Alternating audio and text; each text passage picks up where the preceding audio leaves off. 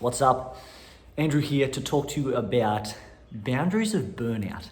And this is a super insightful video, and it's probably going to explain a fair bit for you around the stress, the anxiety, the burnout that you're experiencing.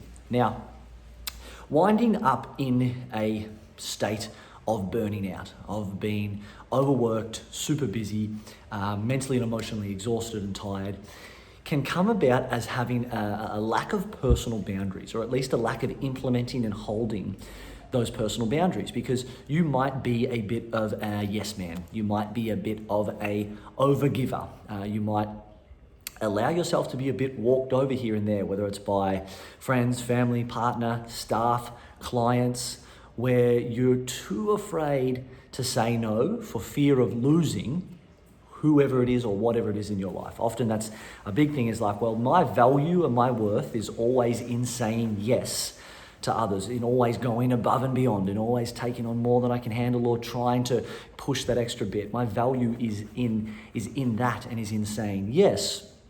So it can become very difficult to in fact say no. So something that you really need to address is the fact that you don't feel that valuable just purely within yourself unless you're saying yes or working your ass off.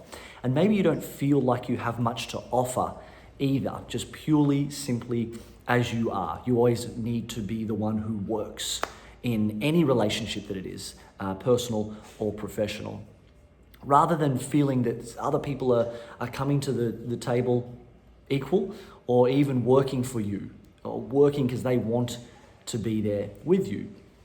So what happens is, because there's a lack of personal boundaries, especially a lack of them being implemented, you're saying yes all the time, you're overgiving, and then because of what's going on in your world and in your business, you end up burning out.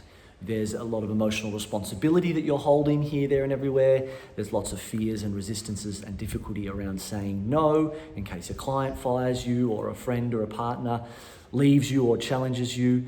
So there's just this fear-based experience where the way to progress and keep things up and hold things together is to just say yes to everything and everyone. But obviously that's not sustainable, and there's a limit. What happens is you end up being burnt out. And this is the kicker here, is that burnout becomes your boundary, so you don't want to let go of it. Your reason, I'm so tired, I'm overworked, I'm stressed, I'm busy, I'm exhausted, I'm burning out. I don't have the energy for that. Burnout becomes your boundary. Burnout becomes your reason, your excuse, your justification. Burnout becomes your no. And because you struggle to say no, and that's got you in the position that you're in right now, when burnout becomes your no, when it becomes your protection, when it becomes your barrier, when it becomes your boundary, your wall, your thing that you can hide behind, unconsciously, you don't want to let burnout go for the fear that you would then burn out even more. It's the nonsense that makes complete sense. Burnout becomes your boundary. So what you need to do from here is address the parts of you that don't feel that valuable. Address the parts of yourself that don't feel like you have much to offer. Address the fears and the perceived consequences of you saying no. Write some boundaries and fucking hold those things.